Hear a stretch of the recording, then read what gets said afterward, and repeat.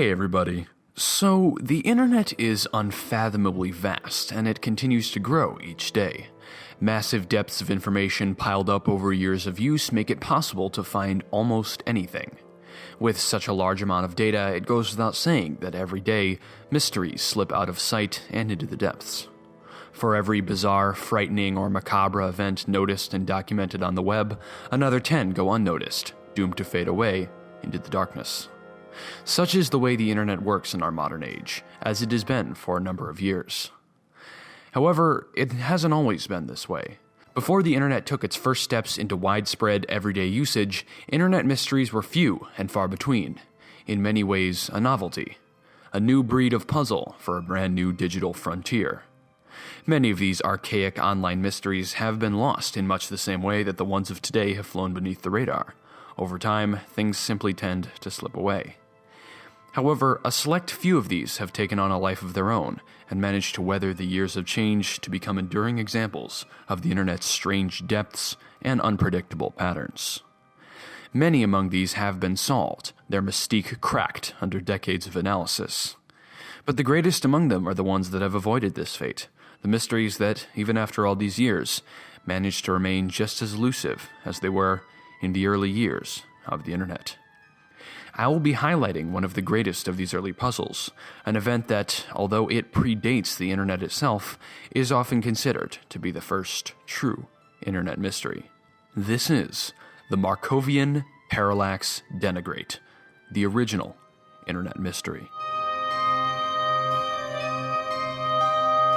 Before Twitter, YouTube, Reddit, 4chan, Facebook, or any social media, before blogs, before forums, before the internet even became the internet, there were newsgroups and bulletin boards.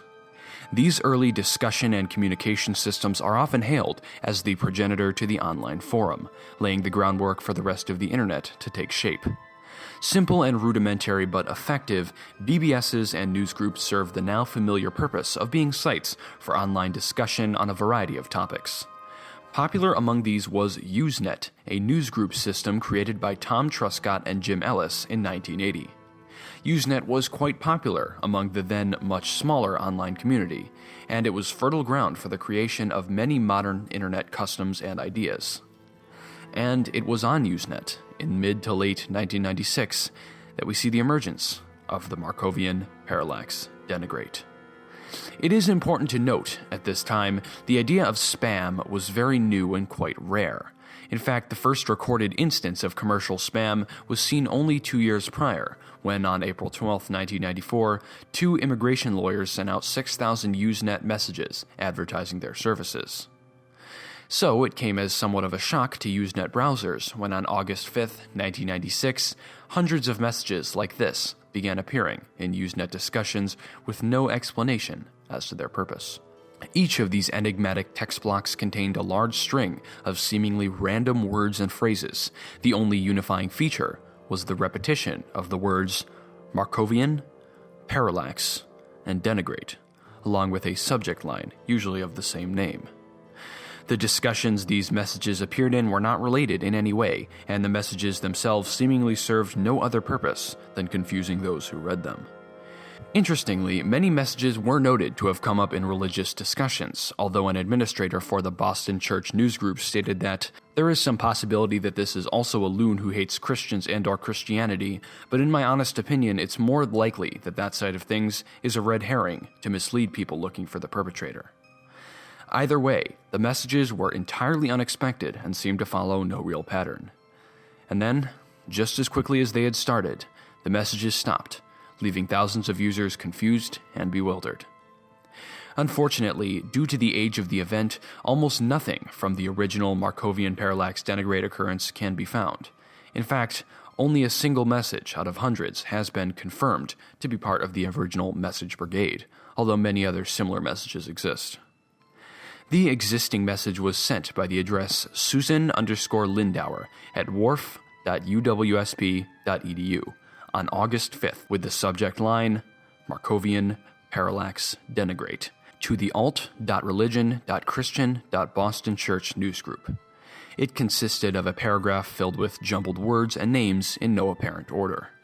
The significance of the sender will be discussed later. The events of the Markovian Parallax Denigrate were largely forgotten for over a decade, and it was likely that this led to the disappearance of most of the messages. However, in 2012, a Daily Dot article on the event rekindled interest in the MPD, spawning a number of investigations, none of which were able to come up with anything but theories. The perpetrator of the event has never been identified due to the fact that not only have most of the messages been lost, but the addresses that are available vary widely and were almost certainly used to mask the original address. Additionally, in the 2.5 decades since the event, no one has stepped forward to claim responsibility. A number of theories exist for the purpose of the MPD, ranging from benign to sinister. However, none of these have been conclusively proven. Let's start with the name. Markovian Parallax Denigrate itself is almost as nonsensical as the messages it heralded. Markovian refers to a process that utilizes Markov chains, a type of probability model developed by Russian mathematician Andrei Markov. Parallax is the effect through which objects appear in different places based on perspective. To denigrate is to criticize unfairly.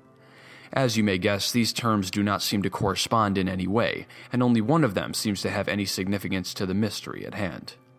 While parallax and denigrate did appear twice as frequently as other terms and passages, Markovian was 4 times more plentiful. And it is here that we see our first possible clue as to the meaning behind this mystery.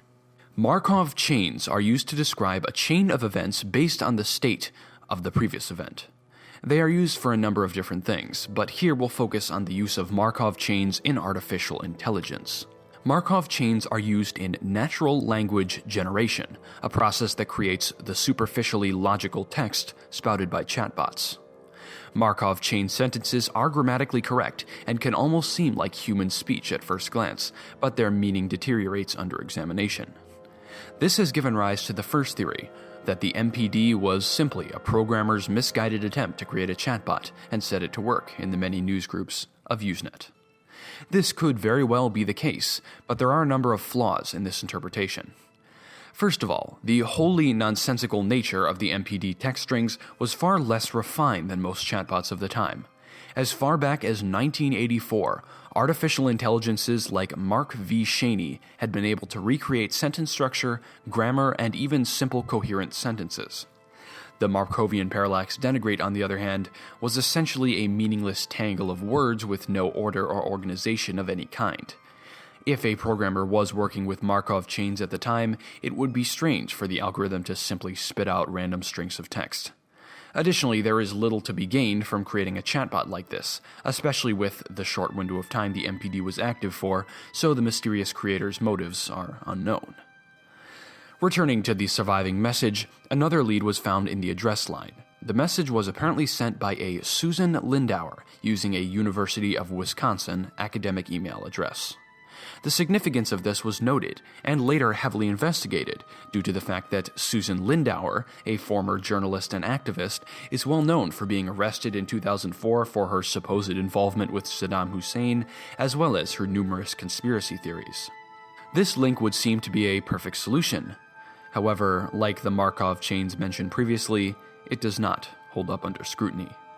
Lindauer has repeatedly denied her involvement in the event, and an investigation done by Kevin Morris of the Daily Dot showed that due to the domain used in the address, the sender was almost certainly not this Susan Lindauer, but rather a different Susan Lindauer, who was studying at the University of Wisconsin at the time. Morris contacted this Lindauer, who by this point had married and gotten the surname Mersau, and she too denied any involvement. Add this to the fact that Lindauer's was far from the only address used, and it seems quite apparent that they were simply scraped and used as cover for whoever was truly sending the messages. A third theory, one on the more conspiratorial side of things, compares the Markovian Parallax Denigrate to the idea of a numbers station. For those of you who don't know, number stations are shortwave radio stations that broadcast seemingly random strings of numbers, phrases, or audio tones.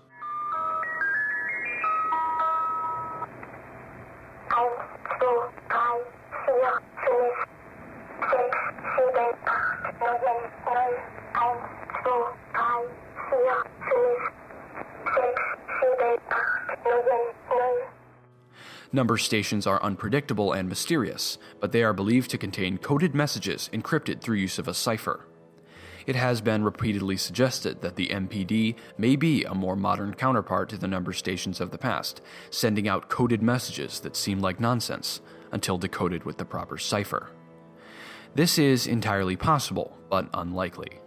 Many years of decoding efforts have passed, with no one able to find any significant patterns in the MPD messages, let alone a coded message. The only recognizable pattern to be found was the aforementioned repetition of the 3 words comprising its name.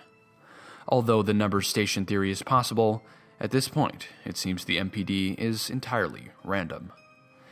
And this brings us to the final theory, quite possibly the simplest, and according to some, the most believable. This theory states that the Markovian Parallax Denigrate was nothing more than a very early trolling attempt.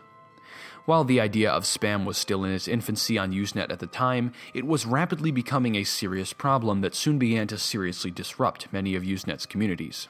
Spam filters and protection were virtually non-existent, so spam was a perfect way for proto-trolls to annoy unsuspecting users. The spam situation on USENET allegedly became so bad that users were leaving the network daily due to their groups being flooded with unsolicited messages, and it's quite possible that the culprit behind the MPD was simply someone getting creative with their large-scale spam attack.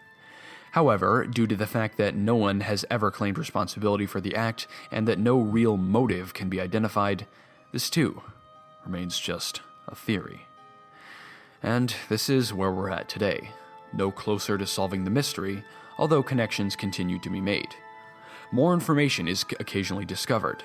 In fact, while searching Google's USENET archives for this video, I came across another MPD message from August of 1996 in the Boston Church group, apparently sent by someone named Zach Markovian. Whether this indicates another origin for the MPD is unclear. Of course, the chatbot and trolling theories are the most likely and the most feasible. But, as with any online mystery, until the answer is fully revealed, we can never be totally sure what remains hidden in the darkness. Thanks for watching.